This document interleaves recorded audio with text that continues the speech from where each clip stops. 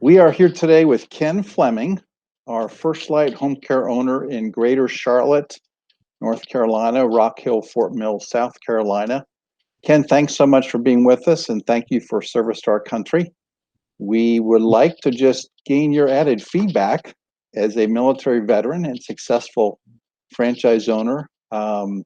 Feedback on kind of your background and the process and what you've liked. So tell us a bit more about your military background first. Sure.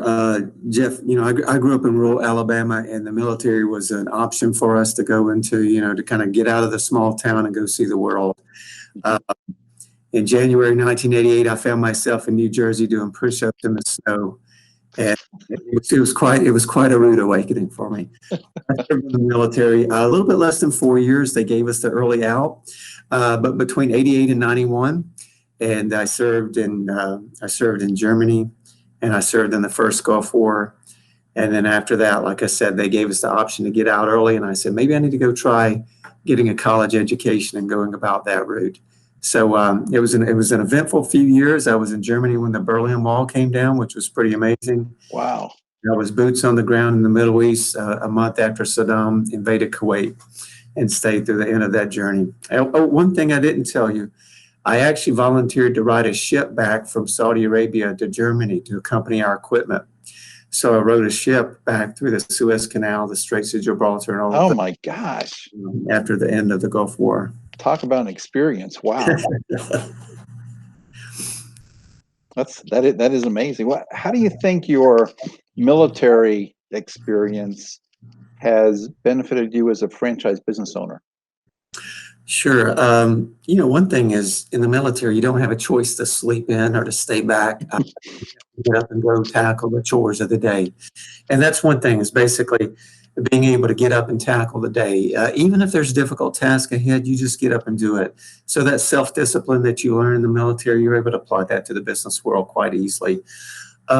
Secondly, working in diverse teams.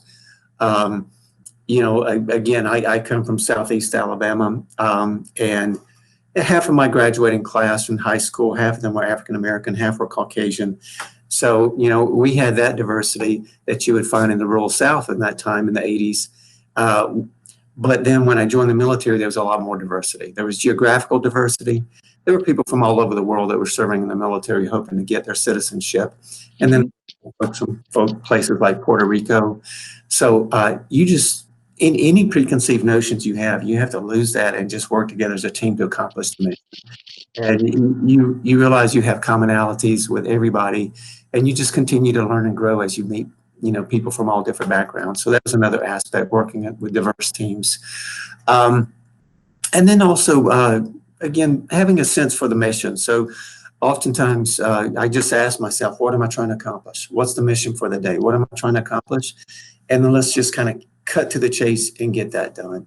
So it allows me to basically see, what's the key thing that needs to get done, and let's get that done with a razor focus, and let's motivate my team to do so.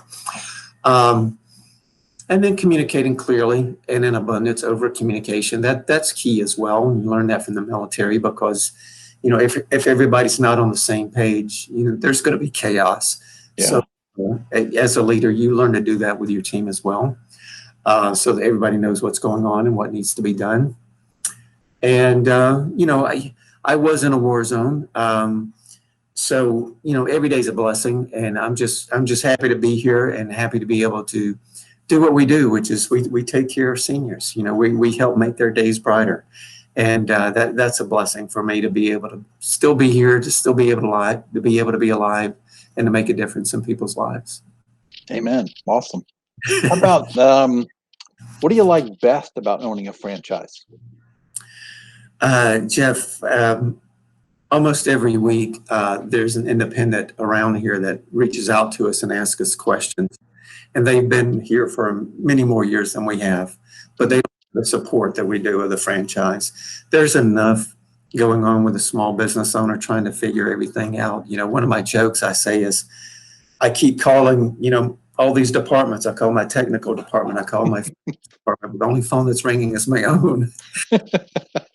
the fact that we have a franchise that we can reach out to for so many things that's helping to identify the good technology that's going to make us more efficient, more effective, that we can, call to, like, for example, with this pandemic. I mean, you guys were awesome. You stood up meetings every day when this thing hit.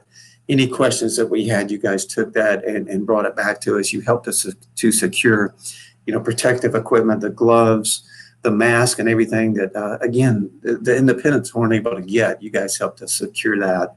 So all of that blueprint for success that you bring as a franchise is so valuable.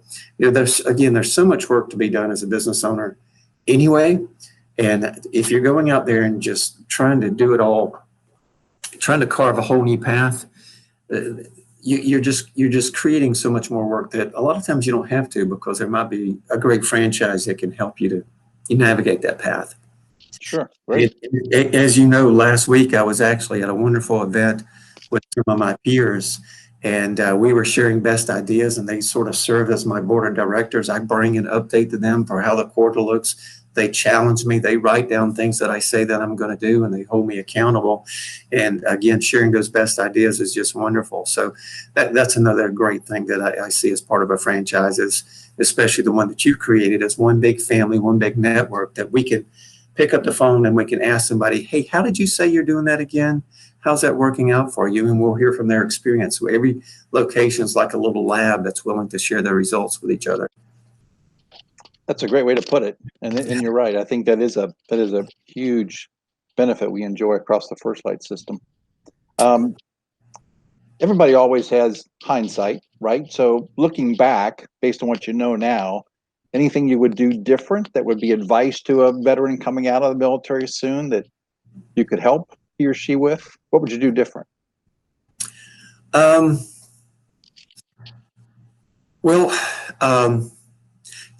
of my buddies called me.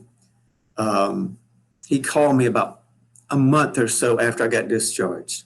He was still in Germany, and he reached out to me, and it was about 7 o'clock in the morning. I was still in bed. I was crashing with my mother at the time as I was waiting to go to college, waiting for school to start. And he asked me, he said, Fleming, what are you doing? I said, I'm just, well, what are you going to be doing today? And I was like, well, I'm going to do this, do that. And he said, let me tell you what you'd be doing if you were here. You'd be going to PT right now. And then you would be coming to the shop, and so basically he was like painting that day in the life of what I would be doing if I was still back there a month ago. Yeah. And that was a big wake up call for me. It's like, okay, again, every day's precious, and I got to choose what I want to do deliberately about this day. So take every day as a blessing, use it wisely, make a difference.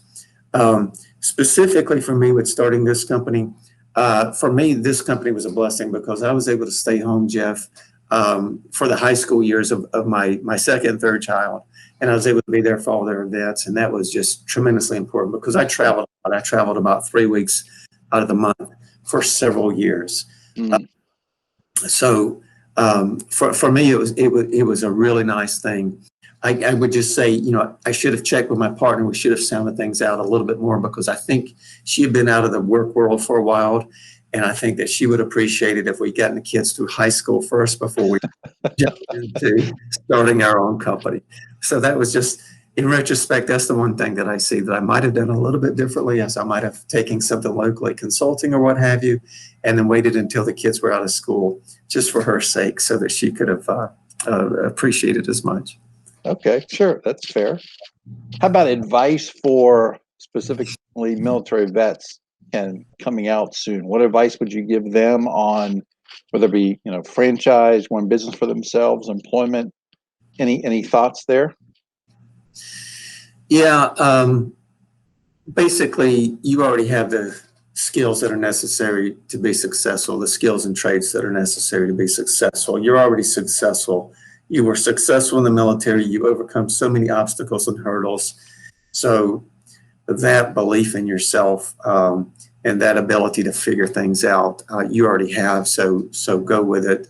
Pursue your dream. Pursue what you're looking for.